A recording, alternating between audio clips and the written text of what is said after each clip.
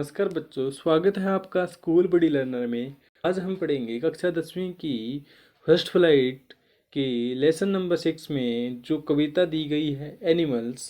कविता volt Whitman द्वारा लिखी गई है और लीव्स ऑफ ग्रास में उसके साहित्य लेखन में से एक सॉन्ग ऑफ माई सेल्फ से ली गई है। सॉन्ग यानी कि जो उसका सॉन्ग है माई सेल्फ, उसमें से ली गई है। इस कविता जानवर यानी कि जो एनिमल्स है, जानवर के माध्यम से कवि कहता है कि जानवर इंसानों से कहीं बेहतर है। कवि जानवरों के साथ अधिक सहज महसूस करता है और मनुष्य की बजाय उनके साथ रहना चाहता है। पूरी कविता में उन्होंने जानवरों और इंसानों के बीच तुलना की है। उन्होंने मनुष्य के बुरे और नकारात्मक पक्ष की ओर इशारा किया है जो उन्हें लगता है कि जानवरों के पास नहीं है। इसलिए कवि जानवरों के साथ घर जैसा महसूस करता है।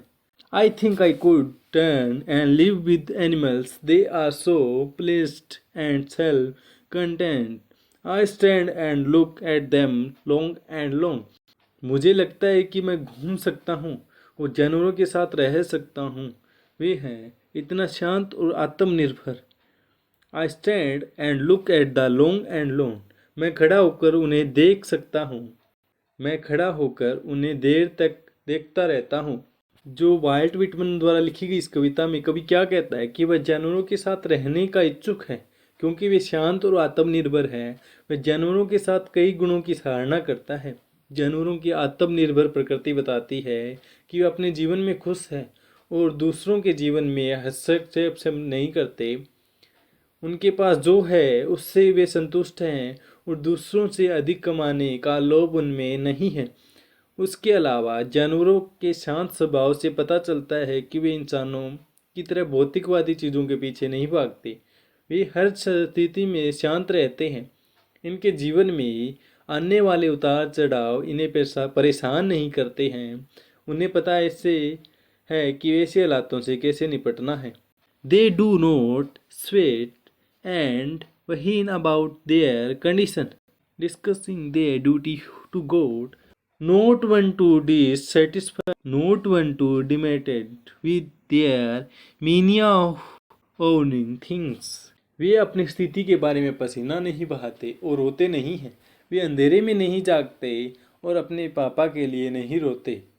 वे कोई असंतुष्ट नहीं है। वे विक्षिप्त नहीं है। चीज़ों के मालिक होने का अनुमान Not one kneels to another, nor to his kind that lived thousands of years ago. न कोई दूसरे के सामने घुटने टेकता है और न ही अपने तरह के लोगों के सामने हजारों साल पहले रहते थे। पूरी पृथ्वी पर कोई भी सम्मानित या दुखी नहीं है। इन लाइनों में कवि कहता है कि जानवर अपने जीवन के बारे में शिकायत नहीं करते। कैसी भी परिस्थिति हो, ये कभी पसीना नहीं बहाते और न ही रोते हैं, न ही देर तक जागते हैं, न ही वे अपने गलत कामों के लिए रोते हैं। वे बहुत सच्चे हैं और परमेश्वर के प्रति उनका कर्तव्य निभाते हैं। वे बच्चों की तरह नहीं है जो परमेश्वर के नाम पर केवल अपने कर्तव्यों का प्रदर्शन करने के लिए कार्य करते हैं। जानवर अपने आप में संतुष्ट है। वे अपनी चीज़ों के लिए पागलपन का व्यवहार नहीं करते। वे अपनी इच्छाओं और लालसाओं से मुक्त हैं।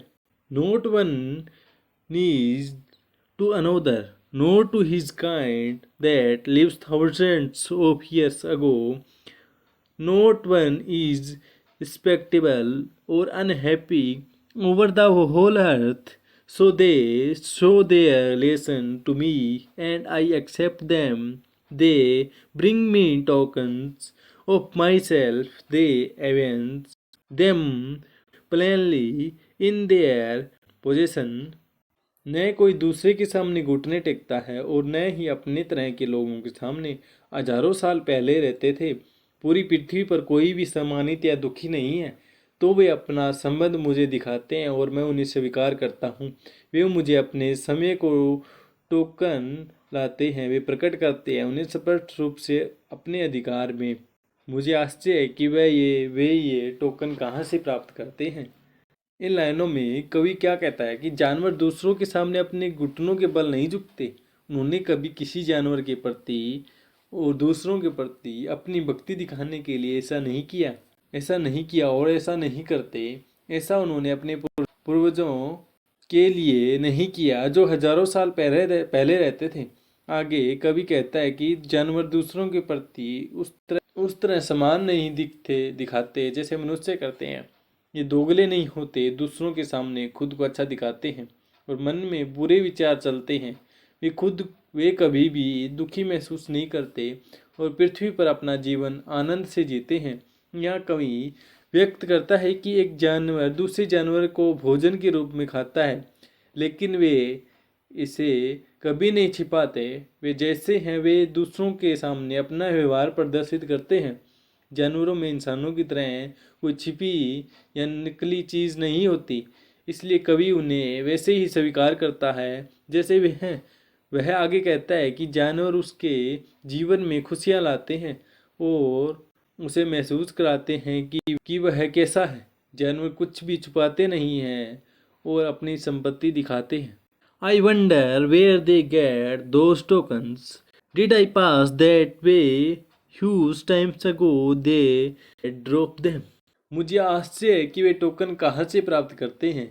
क्या मैं बहुत समय पहले उस रास्ते से गुजरा था और लापरवाही में उन्हें गिरा दिया था।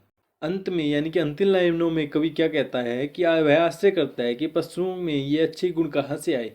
वह अपने आप से आगे पूछता है, क्या उसने अपने अच्छे गुणों को खो दिया है या उसने उन्हें बहुत पहले लापरवाही से कहीं छोड़ दिया है। ऐसा लगता है कि इंसानों ने अपने अच्छे गुणों को कहीं खो दिया और जानवरों में स्थानांतरित कर दिया है। कवि इस कविता एनिमल्स में कहना चाहता है कि जानवर है ना, जो मनुष्य से कहीं ज़्यादा अलग है। वो जो करते हैं वो दिखाते भी हैं। यह नहीं कि जो मनुष्य करता है वह दिखाता नहीं है, मुंह पे कुछ और बगल में कुछ और।